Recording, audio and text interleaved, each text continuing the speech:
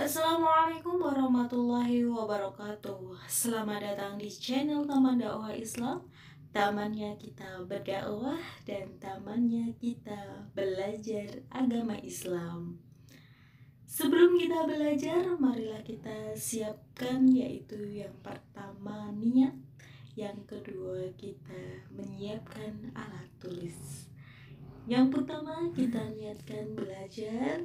Mari kita berdoa, semoga ilmu kita bermanfaat. Berdoa mulai. Amin. Semoga doa kita dikabulkan oleh Allah Subhanahu wa Ta'ala. Allahumma amin.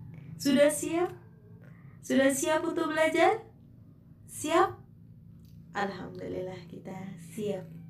Sehingga kita harus menyiapkan alat tulis kita untuk belajar kali ini, yaitu kita mengenai bab kelas 11, yaitu tentang membangun bangsa melalui perilaku taat, kompetisi dalam kebaikan, dan etos kerja.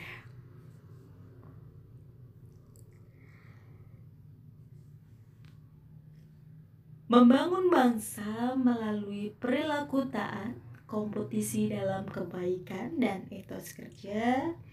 Taat pada aturan, kompetisi dalam kebaikan, etos kerja.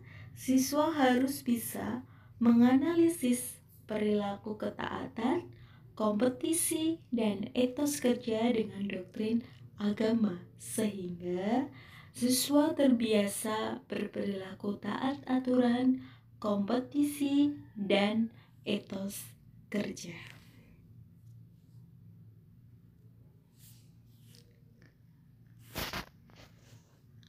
Apa jadinya kalau aturan yang telah dibuat tidak ditaati? Apa jadinya kalau hidup yang seharusnya dinamis ini tidak lagi termotivasi? Apa jadinya kalau mengharap cita-citanya tercapai, tetapi tidak ada usaha kerja keras? Manusia boleh saja berhayal, tetapi hayalannya harus diarahkan pada keinginan atau cita-cita untuk hidup lebih baik. Lebih baik lagi di masa yang akan datang, baik itu di dunia maupun di akhirat.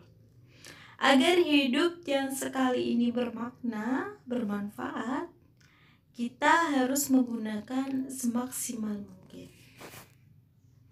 Bagaimana cara menggunakan hidup dengan sebaik-baiknya? Kita laksanakan apa yang diperintahkan oleh Allah Subhanahu wa Ta'ala dan Rasul-Nya. Dan taati pula pemimpin di antara kita. Dengan menaati perintah Allah Subhanahu wa Ta'ala dan Rasul-Nya serta pemimpin, niscaya hidup kita itu akan penuh dengan rahmat. Hal ini dijanjikan oleh Allah Subhanahu wa Ta'ala dengan firman-Nya, dan taatilah Allah dan Rasul supaya kamu diberikan rahmat. Quran Surat Ali Imran ayat 132. Setiap manusia itu ingin hidup damai, ya kan? Kamu itu ingin hidup damai, tentram, bahagia. Kehidupan yang damai itu akan muncul karena tidak ada pelanggaran terhadap aturan. Ketentraman itu akan hadir karena adanya semangat berkompetisi secara sportif. Secara baik, kolaboratif. Kebahagiaan juga akan terwujud jika apa yang diinginkan itu sudah terpenuhi. Bangsa ini, khususnya bangsa Indonesia, akan menjadi bangsa yang besar kalau saja penduduknya, terutama masyarakat terpelajar seperti kalian, dapat menjunjung tinggi nilai-nilai spiritual, yakni meyakini dan menaati ajaran agama yang dianutnya, menaati pemimpinnya, semangat berkolaborasi dalam berkompetisi, serta memiliki etos kerja dalam meraih cita-cita. Kita tidak bisa melempar tanggung jawab kita kepada orang lain atau pihak lain. Kita sadari yang harus melakukannya dengan bersama-sama itu kita junjung tinggi nilai ketaatan, kompetisi dalam kebaikan, etos kerja. Bangsa ini akan menjadi bangsa yang cukup disegani dan dibanggakan. Yang pertama, pentingnya taat kepada aturan. Kenapa kita itu harus taat kepada aturan? Dan kenapa kita harus tunduk kepada aturan Allah, pemerintah, dan sebagainya? Tidak berlaku curang dan atau setia. Aturan adalah tindakan atau perbuatan yang harus dijalankan.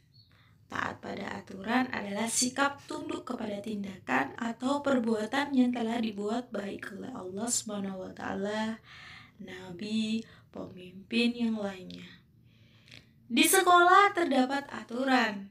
Nah, walaupun kita pembelajaran tidak bertatap muka, tetapi sekolah mempunyai aturan, yaitu kalian harus, walaupun pembelajaran secara online, kalian harus mengikuti secara tertib, disiplin, tidak terlambat, melaksanakan tugas oleh Bapak Ibu Guru.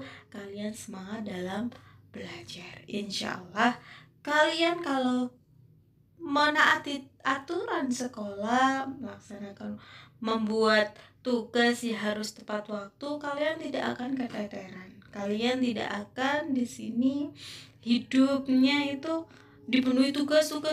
Nah, itu tidak tertumbuk-tumbuk, tidak tertunda-tunda. Kalau kalian manut, kalau kalian di sini menaati aturan. Waktu pelaksanaan KBM hari Senin itu pembelajarannya apa, kalian juga mengikuti. Selasa apa, Rabu apa, Kamis apa, Jumat apa, ya harus kalian ikuti KBM tersebut. Sehingga kalian menjadi siswa itu nyaman, tentram, damai karena kalian mengikuti aturan sekolah. Nah, gitu. Jadi di rumah pun juga terdapat aturan dari keluarga kalian sendiri. Di lingkungan masyarakat pun juga terdapat aturan. Di mana saja kita berada pasti juga ada aturan, bisa diatur. Nah, aturan itu dibuat dengan saja maksud agar terjadi ketertiban dan ketentraman. Jadi mustahil aturan dibuat tanpa ada tujuan, itu mustahil. Oleh karena itu wajib hukumnya kita menaati aturan yang berlaku. Aturan yang paling tinggi adalah aturan yang dibuat oleh Allah Subhanahu wa taala. Sebagai kalian agama Islam, kalian juga harus menganut aturan-aturan Islam. Makanan halal, makanan haram, melaksanakan perintahnya Allah dan menghindari perbuatan yang tercela. Tidak melaksanakan larangan-larangan Allah. Nah, yaitu terdapat pada Al-Quran, sementara di bawahnya juga ada aturan, yaitu namanya hadis. Di bawah lagi juga ada aturan yang dibuat oleh pemimpin, baik pemimpin pemerintahan, negara, daerah maupun pemimpin yang lain, termasuk pemimpin keluarga. Peranan pemimpin itu sangat penting. Sebuah institusi dari terkecil sampai pada suatu negara sebagai institusi terbesar tidak akan tercapai kestabilannya tanpa ada pemimpin. Tanpa adanya seorang pemimpin dalam sebuah negara, tentulah negara tersebut akan menjadi lemah dan mudah terombang-ambing oleh kekuatan luar. Oleh karena itu, Islam memerintahkan umatnya untuk taat kepada pemimpin, karena dengan ketaatan rakyat kepada pemimpin selama tidak maksiat, akan terciptalah keamanan dan ketertiban serta kemakmuran. Hal ini tertera di dalam Quran surat An-Nisa, Quran surat keempat ayat 59 yang berbunyi, kita baca bersama-sama.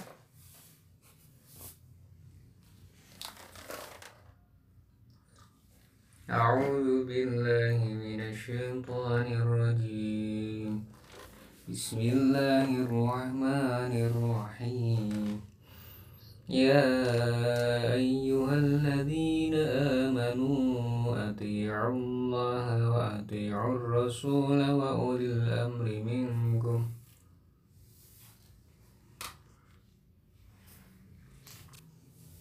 Yang artinya, wahai orang-orang yang beriman, taatilah Allah dan taatilah Rasul Muhammad Shallallahu Alaihi Wasallam dan ulil amr, pemegang kekuasaan di antaranya kamu. Kemudian jika kamu berbeda pendapat tentang sesuatu, maka kembalikanlah kepada Allah dan kembalikanlah kepada Rasul. Jika kamu beriman kepada Allah dan hari kemudian, yang demikian itu lebih utama bagimu dan lebih baik akibatnya. Di sini sebab turunnya ayat ini, Quran surat An-Nisa ayat 59 menurut Ibnu Abbas adalah berkenaan dengan Abdullah bin Hudzaifah bin Qais As-Samhi ketika Rasulullah Shallallahu Alaihi Wasallam mengangkatnya menjadi pemimpin dalam syariah perang yang tidak diikuti oleh Rasulullah. Asy'adi berpendapat bahwa ayat ini turun berkenaan dengan Amr bin Yasir dan Khalid bin Walid ketika keduanya diangkat oleh Rasulullah Shallallahu Alaihi Wasallam sebagai pemimpin dalam syariah. Quran surat An-Nisa ayat 59 di sini memerintahkan kepada kita untuk kita menaati perintah Allah, perintah Rasulullah dan ulil amr. Tentang pengertian ulil amr di sini, di bawah ini ada beberapa pendapat, yaitu kita itu memang diperintah oleh Allah Subhanahu wa taala untuk taat kepada ulil amr. Apapun pendapat yang kita pilih tentang makna ulil amr, namun perlu diperhatikan bahwa perintah taat kepada ulil amr ini tidak digandingkan dengan kata taat. Sebagaimana kita taat yang digandingkan dengan Allah dan Rasulullah.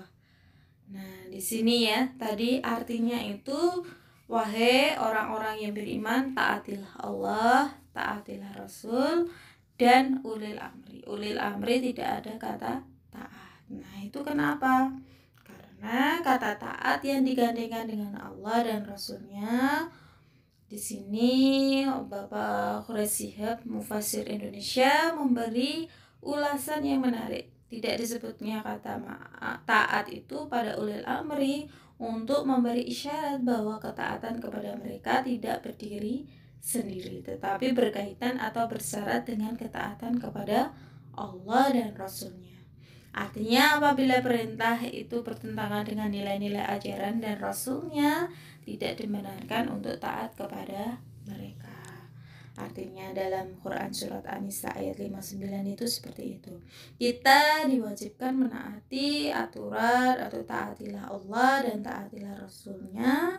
Akan tetapi di sini ulil amr tidak ada kata taat itu apabila ulil amri atau pemegang kekuasaan dia memutuskan sesuatu tetapi tidak berdasarkan ajaran Allah, tidak wajib kita taati. Nah, seperti itu dari arti Quran surat An-Nisa ayat 59. Lebih lanjut, Rasulullah Shallallahu Alaihi Wasallam menegaskan dalam hadis berikut ini. Mari kita baca bersama-sama.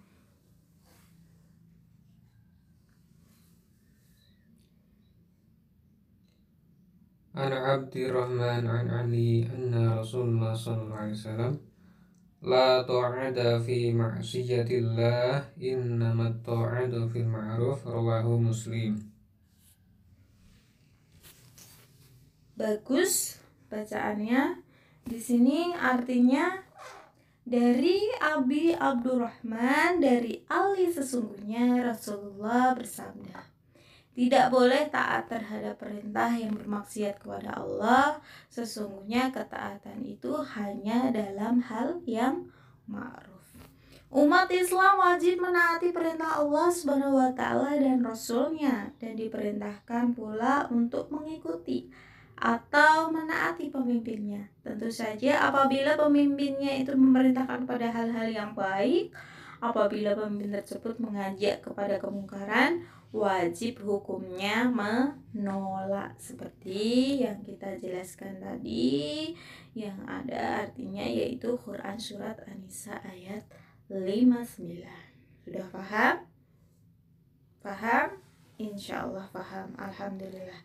Jika sudah paham tentang bahwa kita itu harus taat pada aturan yang dibuat oleh pemimpin, di sini kita lanjut kompetisi dalam kebaikan. Kompetisi dalam kebaikan.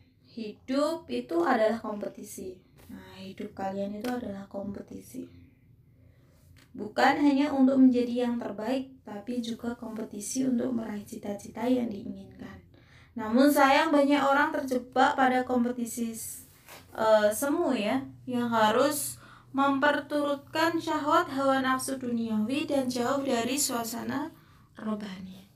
Kompetisi harta kekayaan, kompetisi usaha pekerjaan, kompetisi jabatan di sini diraih dengan hanya nafsu belaka, ingin menang sendiri sehingga ada yang menyogok. Nah, di sini membayar supaya dia itu menang, itu salah. Jadi kita itu harus berkompetisi secara sportif, secara adil. Karena kedudukan dan kompetisi yang semuanya itu hanya fata morgana ya, indah menggoda, tetapi sesungguhnya itu tiada. Itulah kompetisi yang menipu. Bahkan hal yang sangat memilukan ialah tak jarang dalam kompetisi itu selalu diiringi dengan suuzon, buruk sangka. Bukan hanya kepada manusia tetapi juga kepada Allah. Lebih merugi lagi jika rasa iri dan riya itu ikut bermain dalam kompetisi tersebut. Itu tidak baik dan tidak benar. Kita dianjurkan di sini harus berkompetisi secara baik. Lalu bagaimanakah selayaknya kompetisi bagi orang-orang yang beriman? Allah SWT telah memberikan pengarahan bahkan penekanan kepada orang-orang beriman untuk berkompetisi dalam kebaikan, sebagaimana firman Allah Quran surat Al-Maidah ayat 48. Mari kita baca bersama-sama Quran surat Al-Maidah ayat 48.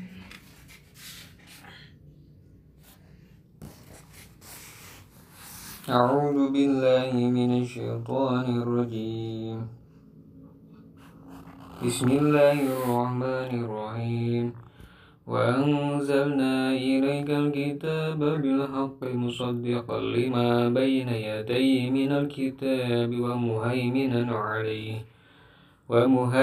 'alaihi fahkum bainahum bima anzalallah wa la tattabi' ahwa'ahum amma ja'aka minal haqq likullin ja'alna minkum syir'atan wa minhaja walau syaa Allah laja'alakum ummatan wahidatan walakin liyabluwakum fima ataakum fastabiqul khairat ilallahi marji'ukum jami'an fayunabbi'ukum bima kuntum fihi takhtalifun.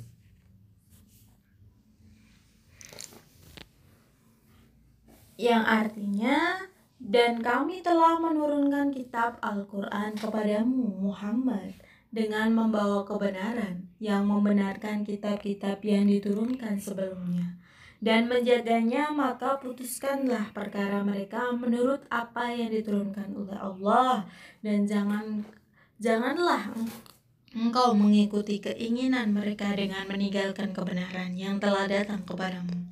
Untuk setiap umat di antara kamu berikan aturan dan jalan yang terang. Kalau Allah menghendaki, niscaya kamu dijadikannya satu umat saja, tetapi Allah hendak menguji kamu terhadap karunia yang telah diberikannya kepadamu. Maka berlomba-lombalah berbuat kebajikan. Hanya kepada Allah kamu semua kembali, lalu diberitahukannya kepadamu terhadap apa yang dahulu kamu perselisihkan. Quran Surat Al-Maidah ayat 48 kalian baca tadi. Dalam pada Quran Surat Al-Maidah ayat 48, Allah di sini menjelaskan bahwa setiap kaum diberikan aturan atau syariat. Syariat setiap kaum berbeda-beda sesuai dengan waktu keadaan hidupnya. Jadi menentukan zaman. Meskipun mereka berbeda-beda, yang terpenting adalah semuanya itu beribadah dalam rangka mencari ridho Allah Subhanahu wa taala atau berlomba-lomba dalam kebaikan. Allah Subhanahu wa taala mengutus para nabi dan menurunkan syariat kepadanya untuk memberi petunjuk kepada manusia agar berjalan pada rel yang benar, jalan yang benar. Nah, sayangnya sebagian dari ajaran mereka disembunyikan atau diselewengkan sebagai ganti ajaran para nabi. Manusia membuat ajaran sendiri yang bersifat khurafat atau tahayul. Ayat ini membicarakan bahwa Al-Quran memiliki kedudukan yang sangat tinggi. Al-Quran sebagai pembenar kitab-kitab sebelumnya, juga sebagai penjaga kitab-kitab tersebut. Akhir ayat ini juga mengatakan perbedaan syariat tersebut seperti layaknya perbedaan manusia dalam penciptaannya. Bersuku-suku, berbangsa-bangsa, semua perbedaan itu adalah rahmat untuk ajang saling mengenal. Nah, ayat yang kita baca tadi mendorong pengembangan berbagai macam kemampuan yang dimiliki oleh manusia, bukan malah menjadi ajang perdebatan. Semua orang-orang dengan potensi dan kadar kemampuan masing-masing harus berlomba-lomba dalam melaksanakan kebaikan. Nah, gitu ya. Jadi di sini kita langkah awal untuk menciptakan lingkungan yang baik dengan memulai dari diri sendiri, dari yang terkecil dan dari yang sekarang. Sebab inilah jalan terbaik dalam praktis untuk memperbaiki sebuah bangsa.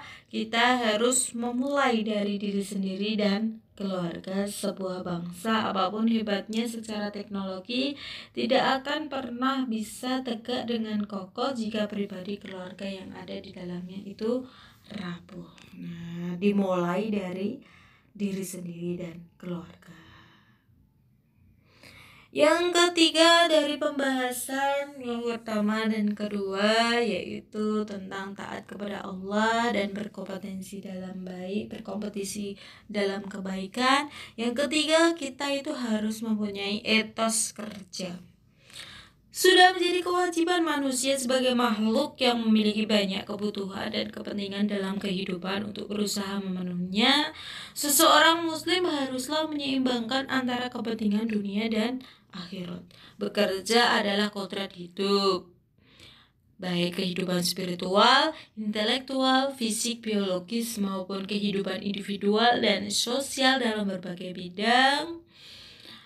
Seseorang layak untuk mendapatkan predikat yang terpuji seperti potensi, aktif, dinamis, produktif, profesional. Nah, dalam kehidupan ini memerlukan ruh yang spirit. Spirit itu semangat. Jadi kita harus etos kerja itu semangat. Kalian itu belajar juga semangat. Nah, untuk ini Al-Quran diturunkan sebagai spirit hidup sekaligus sebagai nur yang tak kunjung padam agar aktivitas hidup manusia itu tidak sesat. Dalam Al-Quran maupun hadis banyak ditemukan literatur yang memerintahkan seorang muslim untuk bekerja dalam memenuhi dan melengkapi kebutuhan sesuai dengan Quran Surat At-Taubah ayat 105 yang kita baca ini. Yaitu kita baca bersama-sama. Surat At-Taubah di sini membacanya tidak usah memakai basmalah, dari ta'awudz langsung ayatnya.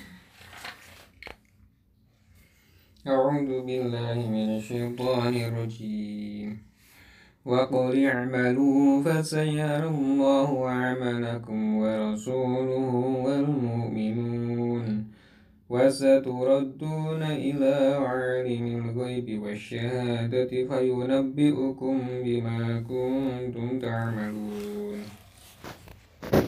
Yang artinya, dan katakanlah, bekerjalah kamu, maka Allah akan melihat pekerjaanmu.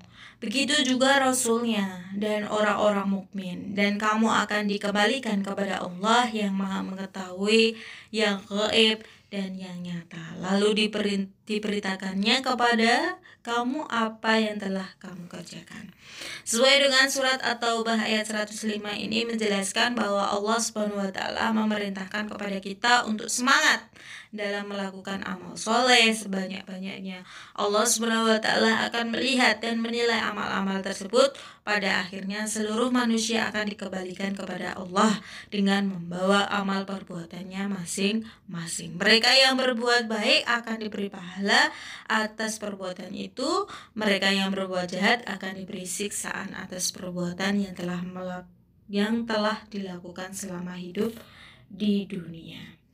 Jadi pembahasan kali ini kita mendapatkan ringkasan bahwa yang pertama itu satu, pentingnya menaati pemimpin agar roda pemerintahan berjalan dengan baik.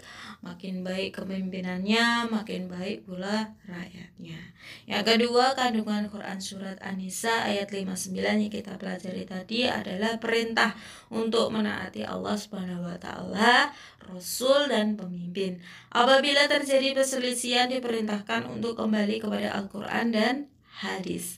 Yang ketiga, hidup ini dinamis, perlu berkompetisi dalam berkolaborasi agar dapat meraih sesuai yang diinginkan dengan yang baik. Yang keempat, kandungan surat Al-Maidah ayat 48 yang kita pelajari tadi bahwa Allah Subhanahu wa taala itu memerintahkan kepada umat Islam untuk berlomba-lomba dalam kebaikan. Yang kelima, barang siapa yang giat pasti dapat. Untuk mendapatkan sesuatu diperlukan kerja keras. Jadi untuk kamu ingin mendapatkan prestasi juga diperlukan kerja keras gigih untuk menuntut ilmu. Yang keenam, kandungan surat At-Taubah ayat 105 di sini bahwa Allah Subhanahu wa taala memerintahkan kepada umat Islam untuk semangat dan bersungguh-sungguh dalam bekerja. Semoga bermanfaat pembelajaran kali ini. Kalian semoga mendapatkan ilmu yang bermanfaat. Kita selamat dunia akhirat. Allahumma amin. Jangan lupa untuk membagikan kita itu dalam Taman Dakwah Islam, kita berdakwah membagikan share link video kali ini, kalian bagikan teman-teman kalian yang kalian sayangi supaya bermanfaat, supaya berkompetisi dalam kebaikan, supaya menaati aturan, dan supaya etos kerjanya itu meningkat. Salam sehat untuk semuanya, salam selamat dunia akhirat. Selamat kembali lagi di channel Taman Dakwah Islam, tamannya kita berdakwah dan tamannya kita beragama Islam. Jangan lupa untuk subscribe sama nyalakan loncengnya. Terima kasih. Wassalamualaikum warahmatullahi wabarakatuh.